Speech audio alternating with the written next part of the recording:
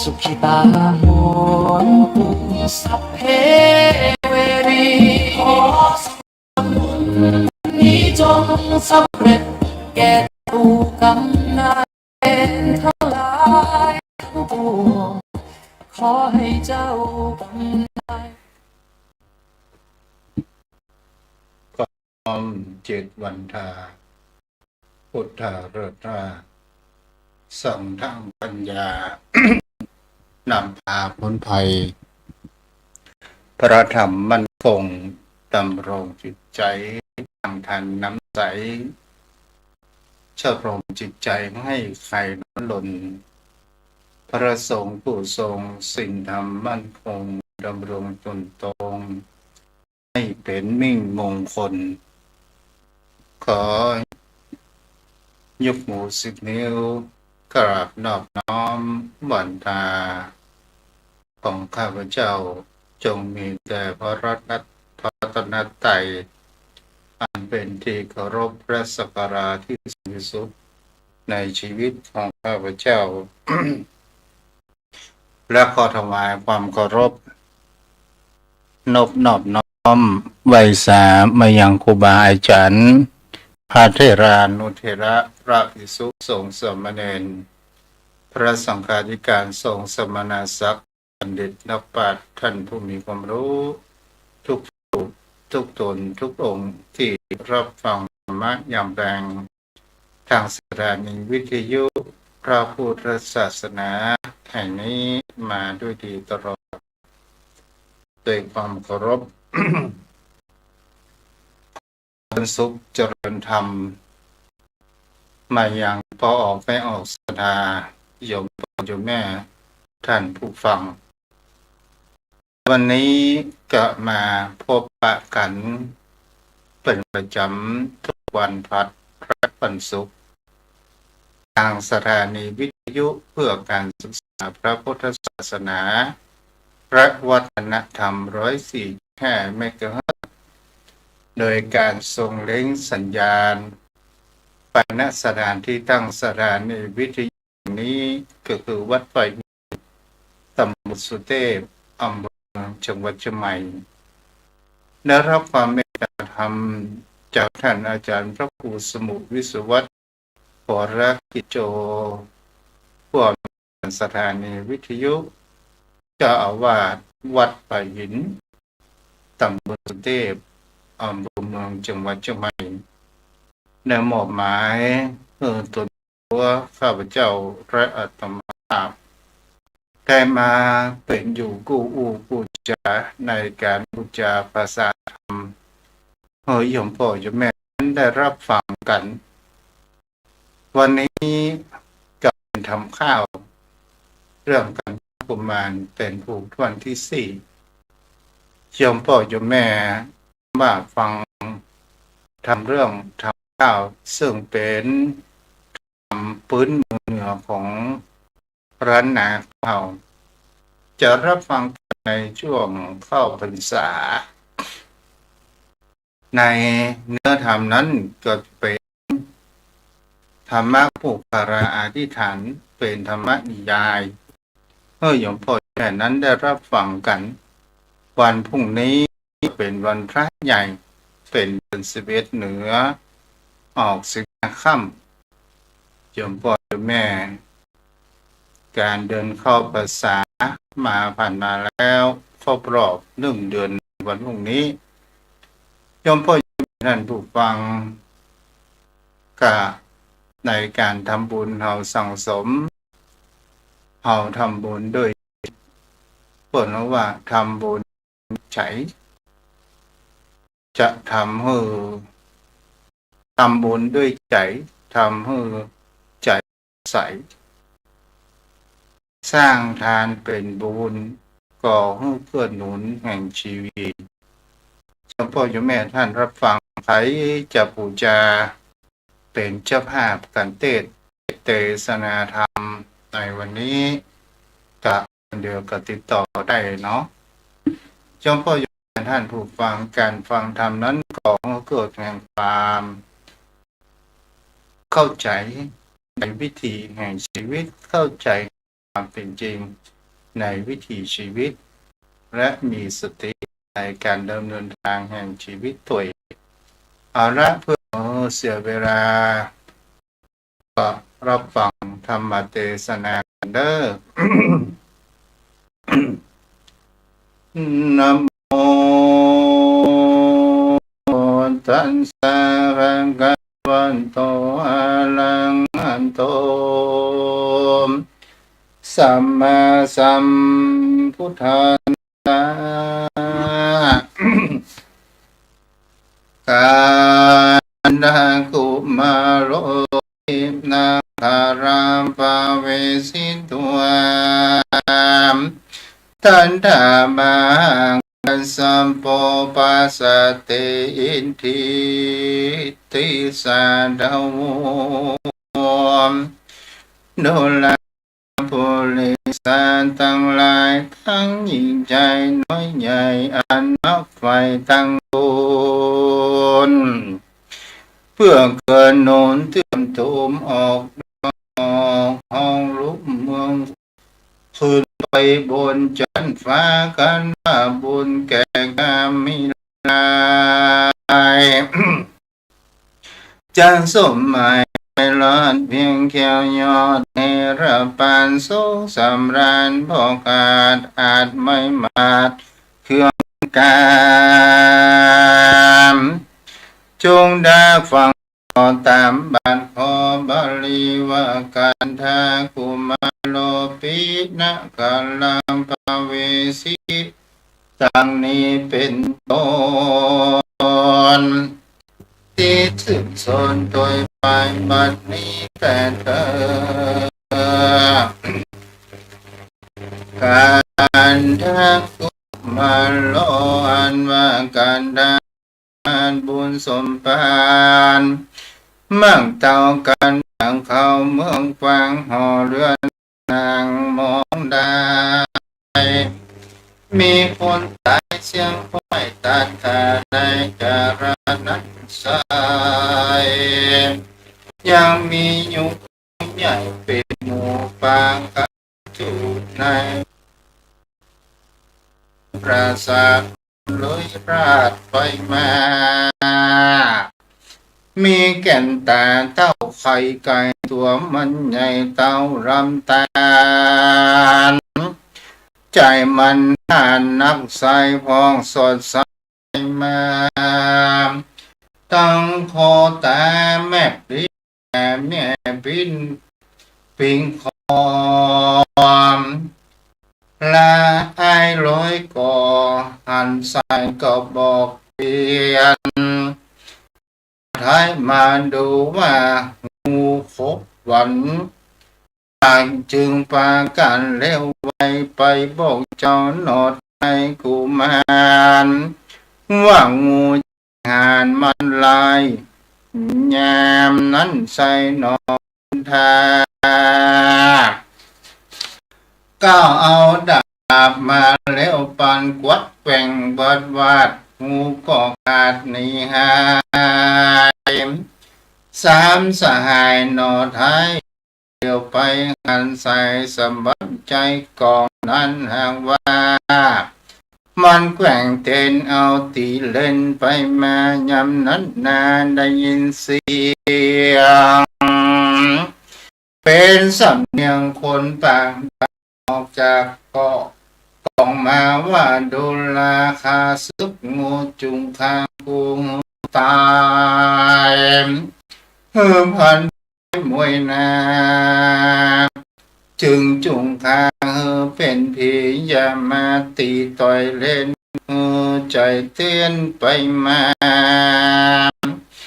ยามนั้นนายร้อยก็เข้าไปพอดูกันก็อัศจรรย์ใจยิ่งกว่าว่าเหตุใดจากกองปากผู้เกิดมาจากแม่มาบ่รู้ว่าของผู้ใดหรือยักจังไรมาจำลองแป้งกองต่อยเล่นอาย ก็เต้นไปมานนทาองค์อาจจบสลาดโดยปัญญาเจ้าก็มาเล่งพ่อก็รู้ว่าต่อพญาว่าดังสั่งมาอยู่นี่เขาซ่อนลีจูในเต้าที่วัดริงหันเกิดจึงปันปอจาถอดดามกาเขียวพัดลงเรียววัดวาดหน้ากองขาดเป็นก็หานางลักสู่ในก็อาสันจันลาจึงออกปากเชิญจาว่านางสั่งมาอยู่นี่พอสลีเป็นไม้คนสักนายเสียงพลอยเป็นสันได้จาหาหมู่วงสาพี่น้องไปอยู่แห่งห้องเป็นใดในเวียงใจกว้างส่องเป่าว่ามองได้หรือนางเป็นพายเพศหรือนางเล่าเป็นยักษ์จังลายหรือนางได้เป็นที่พายเกิดลูกเอาไม้จูบดได้ไปนอกเข้าสุกซอกในกองนางสนองเก่าจีไปตามที่มันมีมาเตินเตอเมื่อนั้นนางนอนน้อยตอบถอยใครจะขาดบทได้ใจภัยใจภัยเพศเป็นยังเป็นเป็ดจังลายปอดผีพายเอาไม้ข้าน้องทายเป็นลูกพญาเมื่องูมากินไผ่ฟ้าพ่อแม่ข้าน้องนี่เอาเขาซ่อนรีในของพ่อแม่ตั้งสองหายไปหรือจะได้ตายแห่งขาดถูกงูฟาดพบกินหรือสองปินเก่าหนีไปเสียนี้เสียที่ไกลว่าจอยพี่ยอดซอยอย่าละน้องได้มองมังใจจื้อน้องได้มีว่าบัวตองกองสีฟ้านเมื่อนั้นกองสีนอนเอาก่อนต่อถอยจะถามเป็นกำงามบ่สาว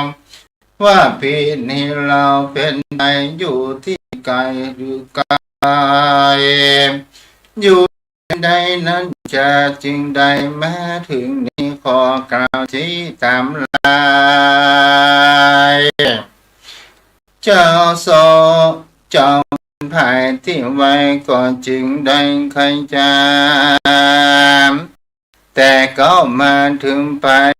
นางใส่ใจนอนเอาลูกเก่าจุประการเจ้ากุมารองค์อาจอุ้มนางนาดออกมาแล้วก็มีวาจาทำทายนางจุงใครตามรู้อันว่างูฟังมันสอดดันมายันได้กองสีน้องไทยก็บอกว่างูจักสอนใส่มันผ่านไฟก็แม่จองวันกาคบตอดออกดันสอดไปมาคำแพงว่า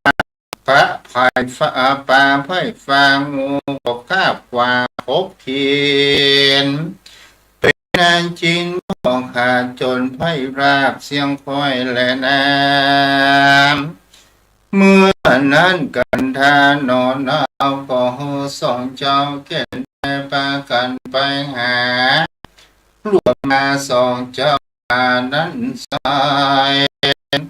ก็เข้าป่าไม้ตันแล้วปากันเอาไม้ นาต่างใหญ่เป็นว่าแล้วแบกมาใจกองหลัวใหญ่และสูงไปปอกุงต้นตาลนอโพธิญาณเลี้ยวไว้รีบเอา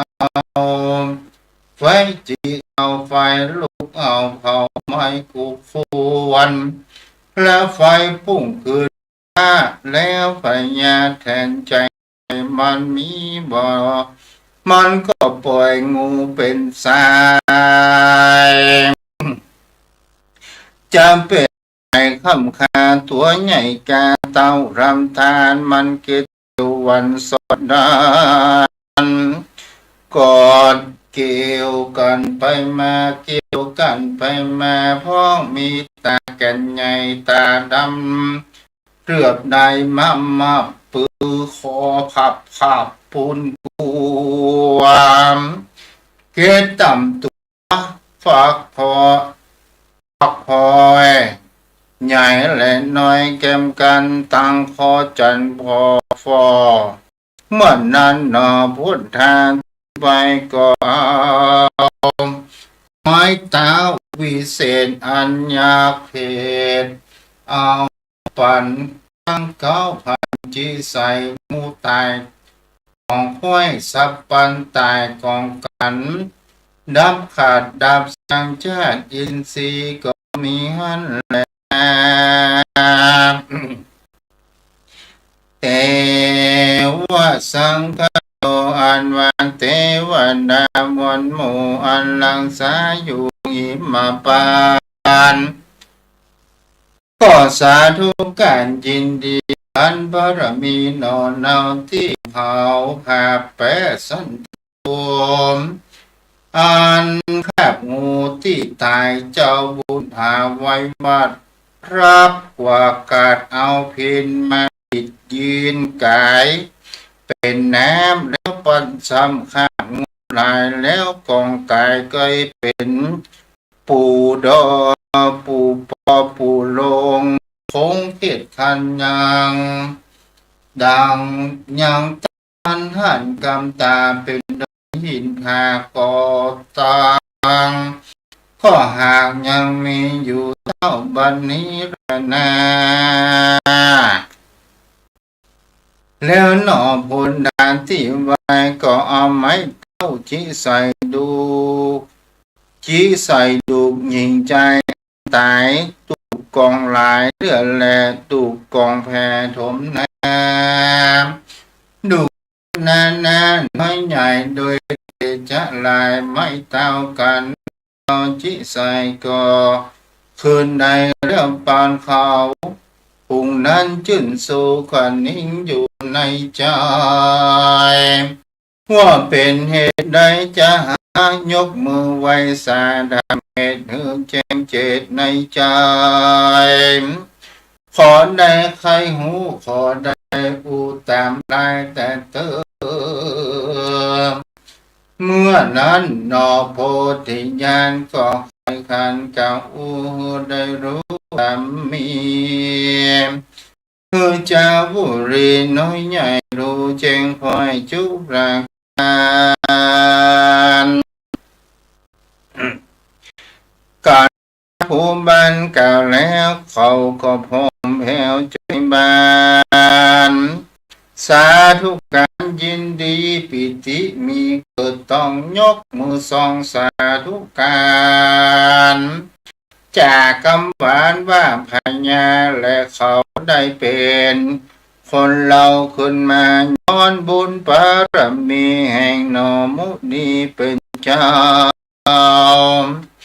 แล้วบ้านกันกลมเก่าวันตาเมือง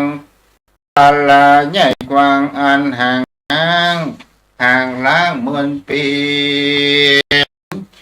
ย้อนงูขี้ให้ไตเที่ยงจังใดใจมันสู้สำราญเที่ยงเอาบ่สงเศร้า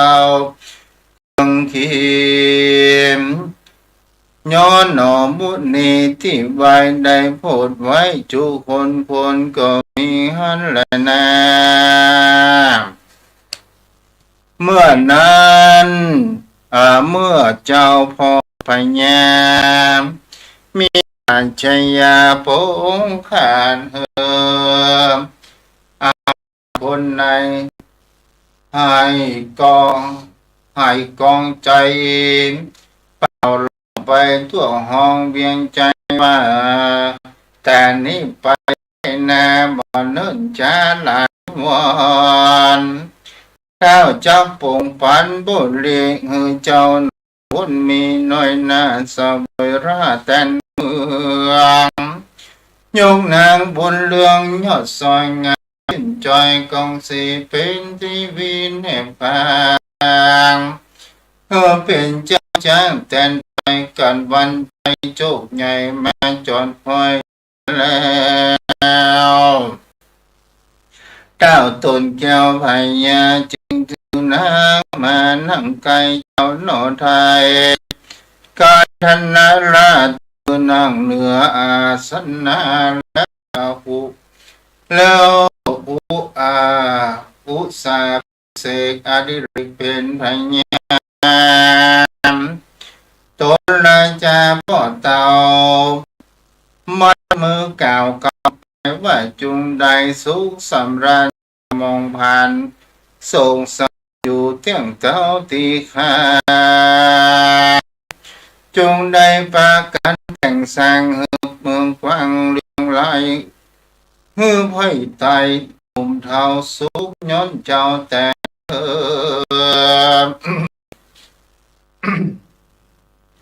ว่าอันเมื่อนั้นนอโปธิญาณบุญสมภารมากกวางกันเป็นเจ้าจักบุรีนอมุนียอดไปการตั้งอายร้อยขอน้อยหน้าเป็นอุปัฏราชาพ่อแม่ปิตานอเจ้าได้เข้าอยู่ในเป็นโปจลยร่มกว้าง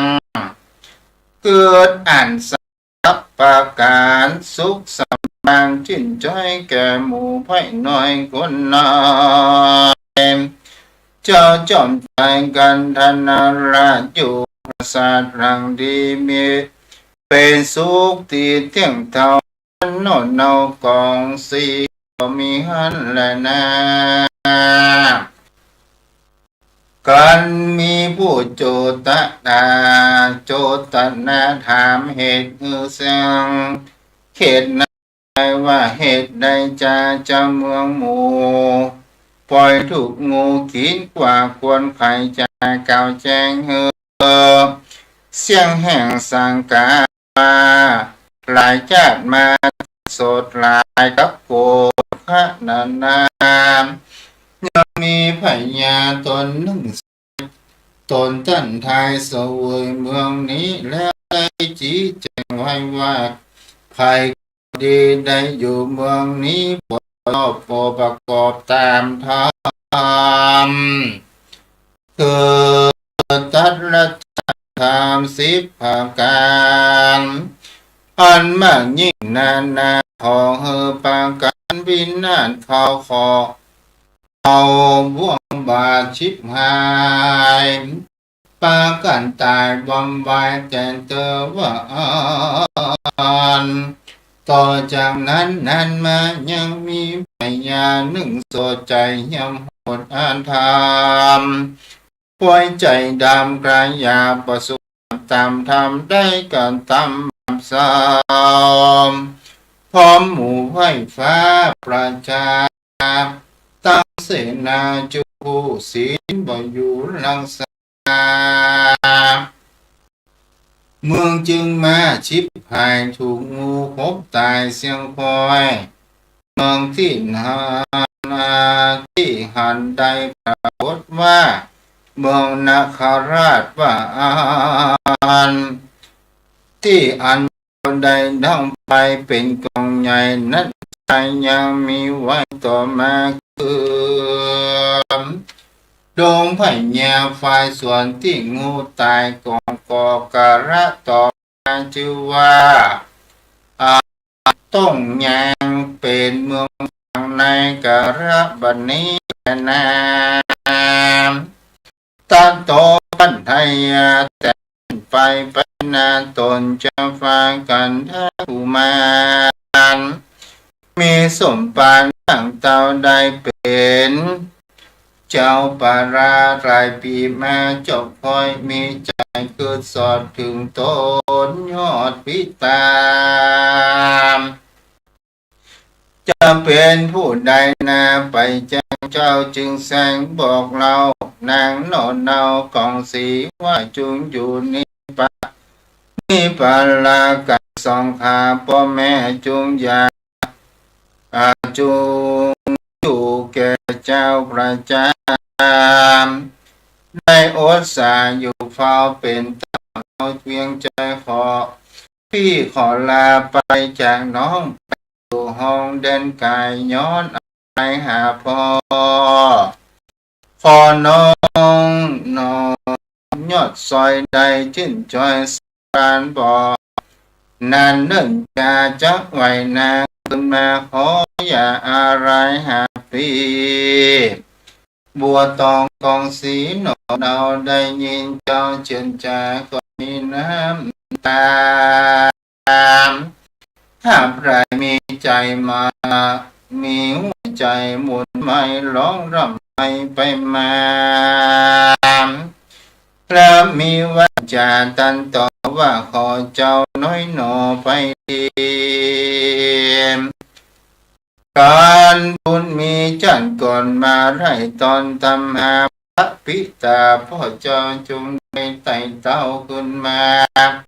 เป็นญานอนเต้าผาแผ่นเต้ารีนอนเนติไว้ก็รีบเข้าไปลาพญาตั้งมันตาไม่ได้แล้วขันขายตันเล่าตั้งแต่เก่าถึงไปโดยบริยายไหลหลากจนตะวันหากลงแสงเจ้าจอมแปงนอนพ่อคือเต่าขึ้นมาก็มีวันนั้นแหละนะโอ้นาดีวันเสกันวันลุนและลุ่งใส่ฟ้าพุ่งขึ้นมาหนอพุทธายอดซอยก็มาอายร้อยเกวียนท้ายเขาป่าไม้ดงจันเขาก็ปากันตั้งคู่ไปแน่สู่ดอยพามตั้งหาบ่อนใดอันป่าไม้ดูงามดอกไม้จะเป็นทอยหินย้อยเป็นสายมีรายเป็นหมู่บินสู่สะโซนพองจับบนกิ่งไม้ลองลำควายดงเลนกเขามีลากนกและหากปอมเฟยนกพ่อเหอ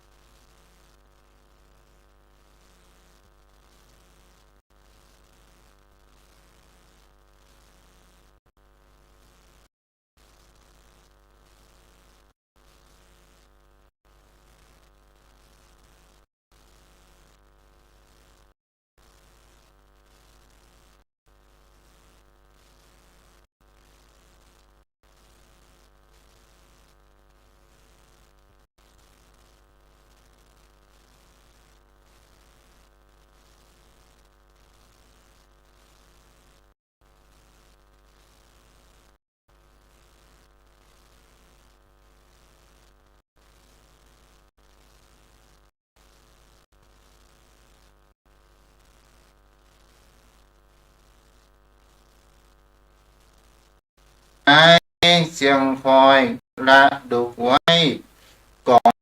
ส่วนเดาหนอพุทธาบอกป่าไอ้เกวียนมาสอสอดก็ไปรอดทางกามเจ้าก็มาหันใส่เสาหนึ่งใหญ่นำนาแล้วเอามาบุกเทียนส่วนนารีนุ่มเนาขออันซ่อนอยู่ในนางตกใจสะดุ้งนึกว่าหงหารจักมาขาดตืองาดเอานางนาดไปกินนางมายินเอาไม่ว่าเป็นภายมาตีมหากเป็นผีลุงกาจงอย่าจ้าเราไว้เจ้าลุงลายใจอยากจงมากากินข้าวความนาโมรนาเฮพายมาเอาแว่นนี้ลุงจงฟังนี้เร็วปะไว้บ่อันใดลุงจักมาหน่อพูดทาที่ไว้ยิงคำไปออกมาก็ลุนโดยปรัญญาตนว่าสาวนี้นามีคนอยู่เจ้ากินดูเร็วปานปอดก่อนวันออกก็หันนั่งให้หนุ่มนาวงามบ่อนสาวสีซ่อนอยู่ที่ในเสาใหญ่เจ้าจึงได้จารถามว่าดูรายิ่งใจรามหนุ่มนาวทั่วแห่งเจ้าสั่งสอนเลี้ยมอยู่ในที่วังเสาน้ำแห่งเจ้าชื่อสันได้สายวงใหญ่พ่อแม่ไปดีแต่หนใดนั่งจุงไฟบอกเหตุเนื้อแจ้งเจตเป็นมานางซึ่งจะตอบทองว่าตัวน้องอันนี้ก็หากมีชื่อว่าจริงคำว่าอันเป็นลูกหนอจันพญาเจ้าหาฟ้านาฟ้าตะวันดีในเมื่อมีหงหานมาไล่ผ่านไฟฟ้าพ่อแห่งคายิงกลัวก็เอาตัวน้องไทยซ่อนเข้าไว้ห่วงเสาพ่อแม่เอาไปน้อ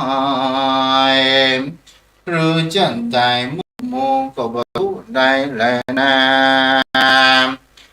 แล้วนางก็มาจะถามตัวใจรามนอนนาว่าพี่เจ้าเป็นพา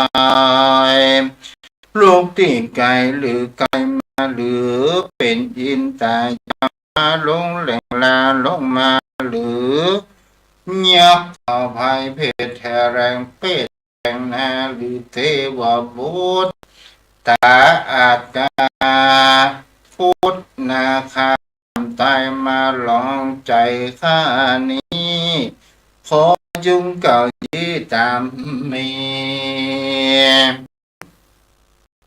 หน่อบุญ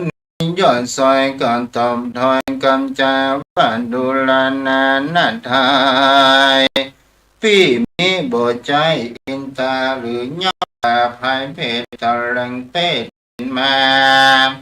หรือเทวบุตรตาอาจกาหรือพุทธนาคาต่ำตายพี่นี้ใจมนุษย์ละนาแล้วหนอพุทธาองค์ผ่านก็อุ้มนางน้อยนาคมาก็มีวาจาต่อกับนางนัดน้อยจอมขวัญว่าหงหานใจหยาบมันจะมาคาบ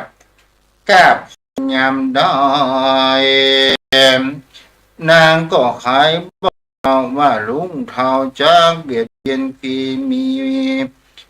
ก็บ่มียำได้กันมันหันไฟมาสักกาแกบกินคนเที่ยวดินลุ่มตายกินปดใส่เครื่องในกระดูกไตผมน้ำส่วนตัวกันนอพุทธาโลเรื่องถอย อายร้อยเกวียนนอนได้หารวมไม้มากองเอาสักสามเต้าเจ็นตาลเมื่อเผาผ่านเพื่อเผาผ่านลูกไม้จังอ้อยรุ้งนาก่อจังขามวยหมอดจาเมืองยอดตะวันดีจักสุขตีเที่ยงเต่าโคนหนุ่มหญิงใจจะสบายทวนนาการเมื่อนายร้อยเกวียนนอทอยก็เข้าป่าไม้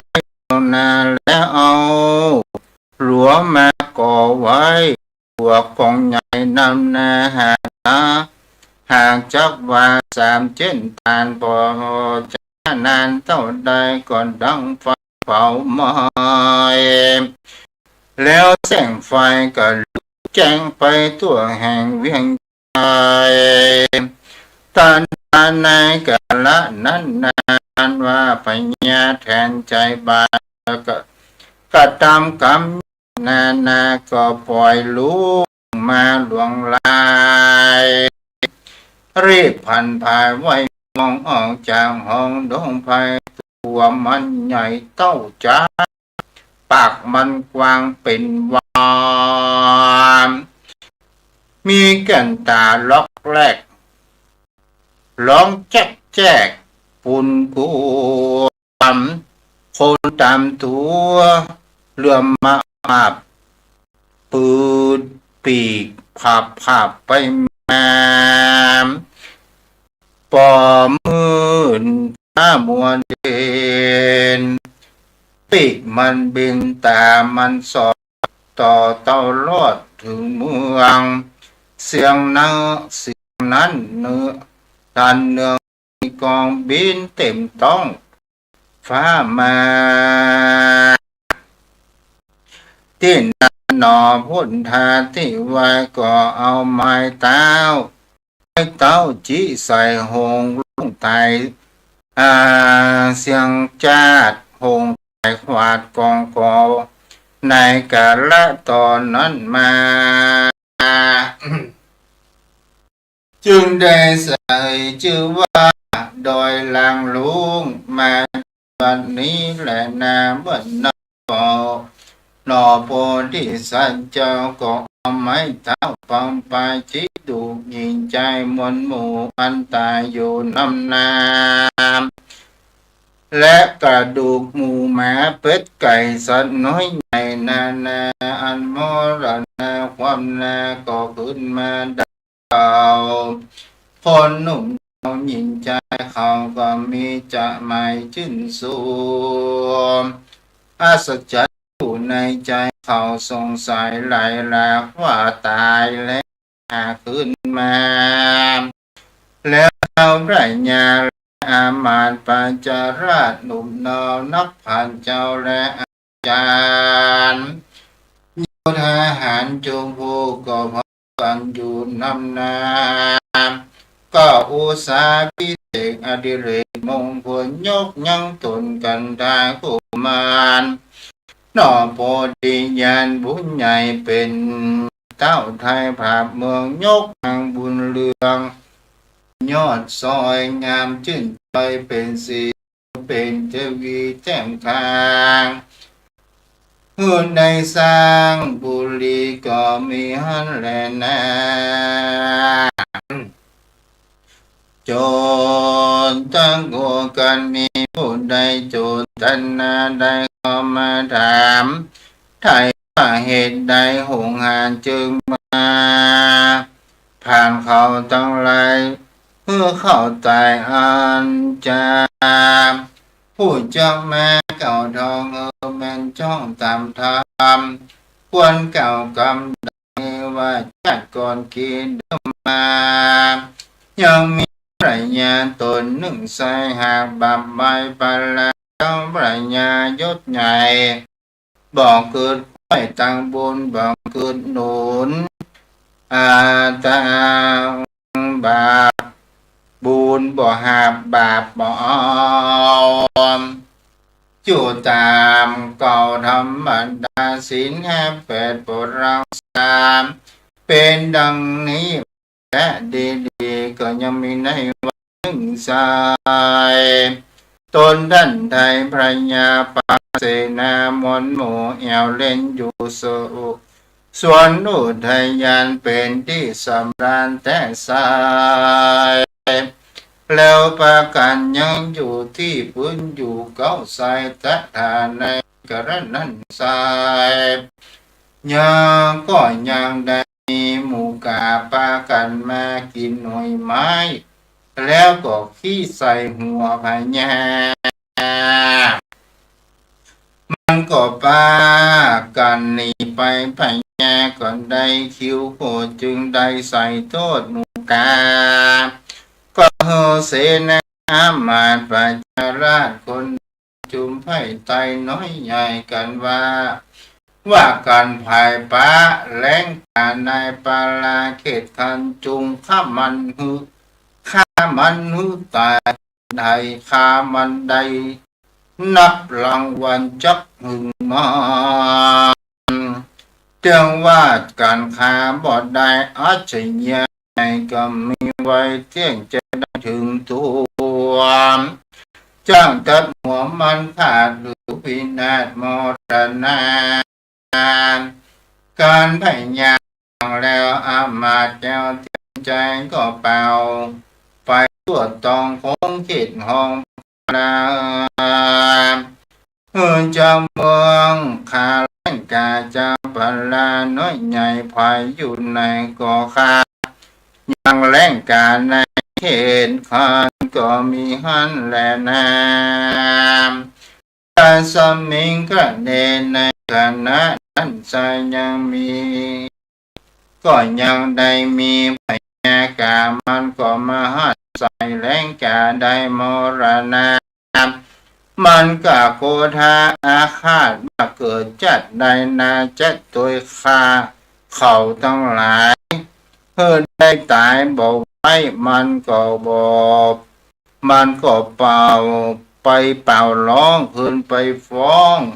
พญาแทนว่าเจ้าแดนลุ่มฟ้าประกันคาแรงกาในปาลาบอกขาดแรงกาเป็นญาติแห่งเราเขามัวเมาตั้งบาปบสุภาพตั้งธรรมอันกรรมตั้งลายกันเขาตายพระภาคมรณะจากเมืองคนก็ปฏิโสนเกิดในกำเนิดอาบายเกิดแล้วตายหลายชาติบ่เสียงขานกรรมเวรกรรมเก่าเกณฑ์ปานจึงถูกลุงหานกินเขาดังเขาดังไข่เล่ามานี้แหละนามส่วนว่าเมืองวายที่คนตายมวลหมู่อันหงลงสู่กินไฟตาย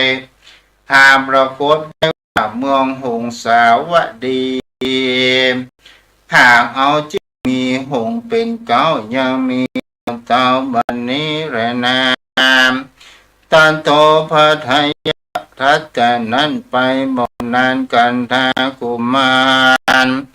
เต้าทายกันว่าได้เสวยราชอยู่พระสาวะอยู่พระศาสวยสีกามเทวีนอนบ่สงสามผ่านสุขสำราญจอยโจดมนแต่โสด2 ปีนอบุนีที่วายเกิดถึงเต้าไทยปีนาบ่รู้ว่าอยู่ไหนแล้วจึงขายบอกเราแก่หนอเต้าเทวีว่าดูแลละสี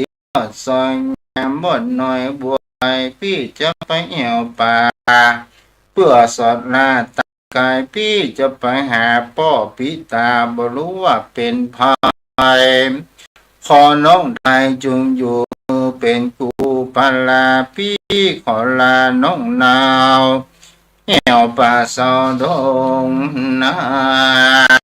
ำบ่อปอนนั้นจะใจก็จะได้ขึ้นมา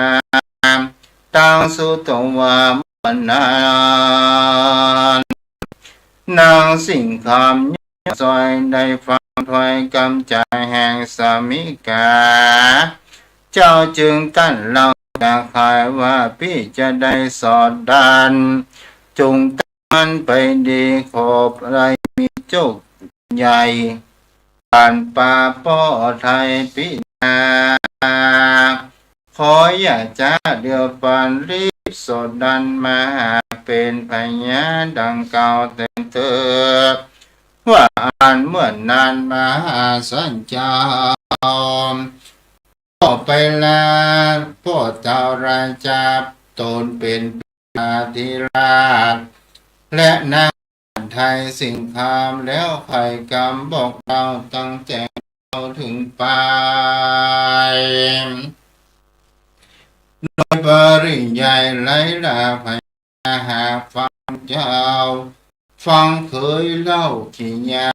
เจรณาจังที่ก่อนมีตามธรรม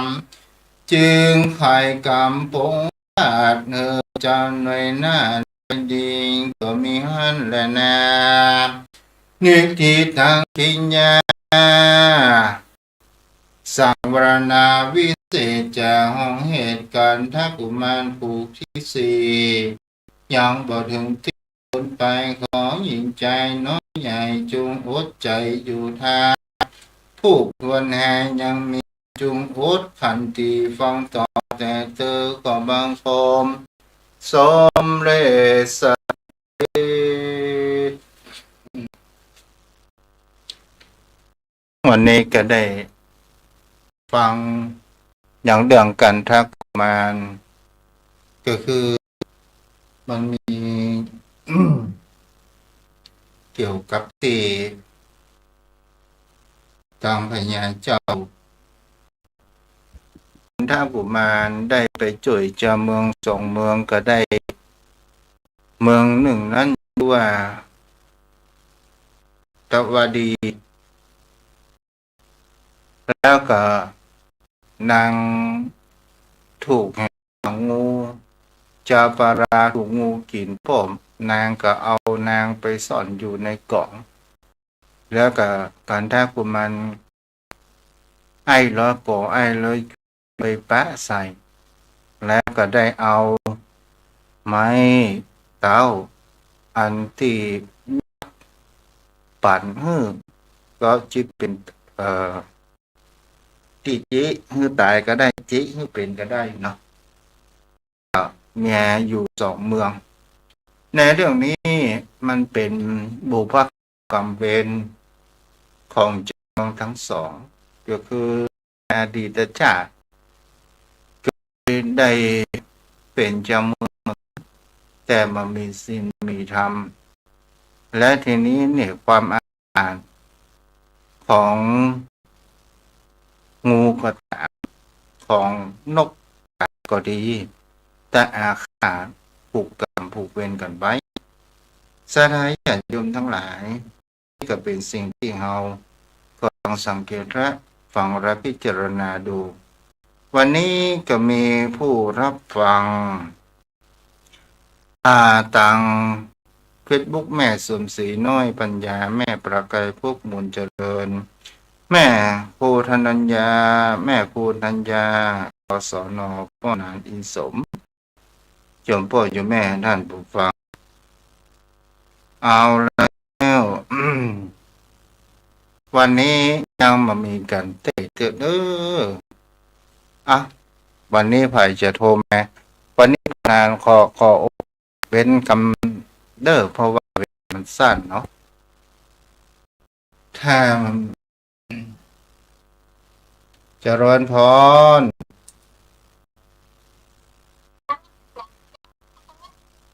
บ้านได้แม่พรกรมอุตุ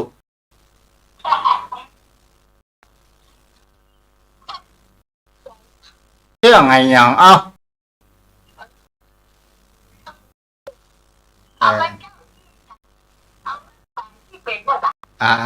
ถูกต้องตั้งใจฟังตั้งใจฟังอนุโมทนาบุญเด้อ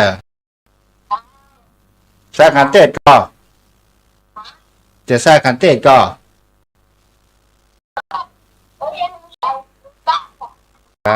โอ้เล่นมาได้0631639650แต่รับฟังทางใดโทรเข้ามาได้เด้อ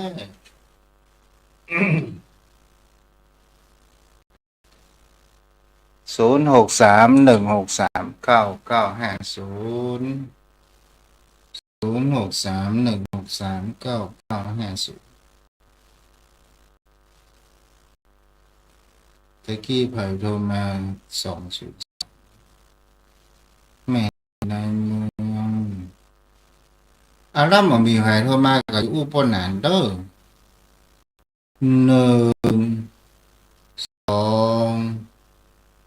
2 3ป้อนานเตรียมรับโทรศัพท์มันมีกู้สนทนาธรรม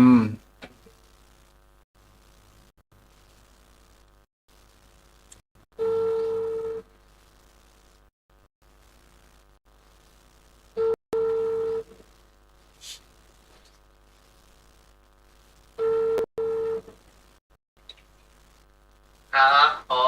กราบแทบใต้ใบสาในเมตตาบารมีธรรมข้าพระพุทธเจ้าเคารพอย่างสูงยิ่งครับเจ้านี้เป็นบรรดาเนาะป้อนานเนาะทำขันธากุมาร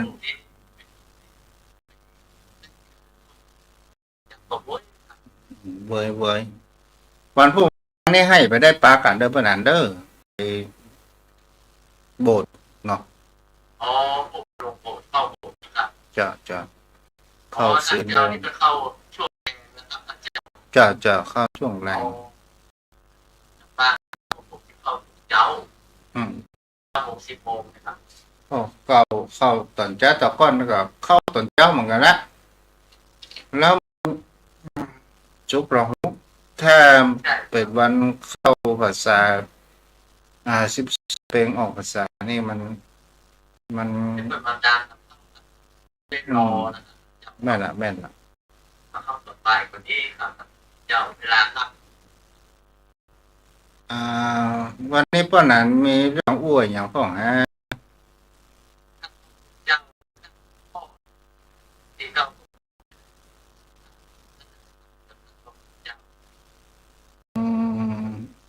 วันนี้ได้เก็บไปแล้วเนาะพูดถึงว่าทำข้าวเนี่ยมันก็คือธรรมชาติแล้วผู้รู้เอามาตกแต่งและขยายความไปมันเกิดไพเราะเนาะพ่อหนันเนาะเช่นนั้นครับพระพุทธเจ้ามันได้อันลดจากพระพุทธเจ้าคือมันเป็นคำแม้มันจะเป็นคำเป็นคำสอนไว้ในเรื่องของธรรมและมันได้ศัพท์ที่ผมคือศัพท์กำลังครับที่มันเป็นข้าวหรือว่าเป็นคำที่มันคับกับคำที่เก่าโบราณคนสอนลูกสอนหลานแม่นในเนื้อธรรมครับแม่นจะอ้วยอย่างถูกวันศีลเนาะวันในถามในสิ่งที่บังคับเอาคนบางหูผ่านแก้วทั้ง3หมายถึงอย่างนั้น